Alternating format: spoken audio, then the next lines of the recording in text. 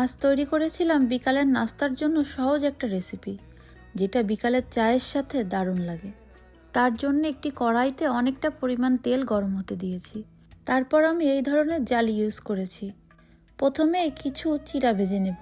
গরম তেলে অল্প অল্প করে চিড়া ছেড়ে দেব এবং চিড়াগুলো ফুলে উঠলেই মুচমুচে করে ভেজে তুলে নেব।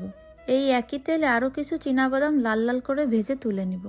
এবার চিড়া ভাজাটাকে আরও বেশি টেস্টি করতে কিছু পেঁয়াজ কুচি, রসুন কুচি ও কাঁচামরিচ কুচিকে লাল লাল করে ভেজে তুলে নিচ্ছি।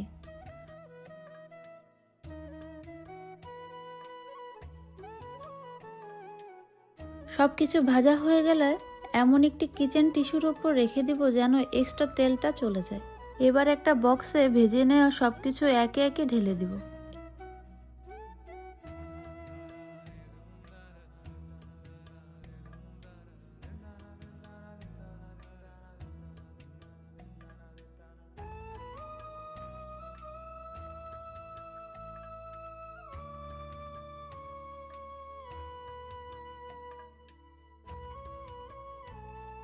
এবং অ্যাট লাস্ট ওপর থেকে কিছুটা লবণ ও মরিচের গুঁড়া ছড়িয়ে দিয়ে খুব ভালোভাবে মিশিয়ে নেব।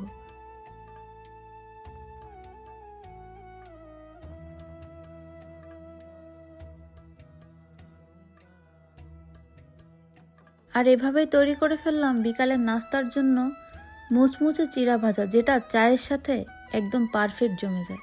আমি তো এটা খেতে খুবই পছন্দ করি। আপনাদের কাছে কেমন লাগে অবশ্যই জানাবেন।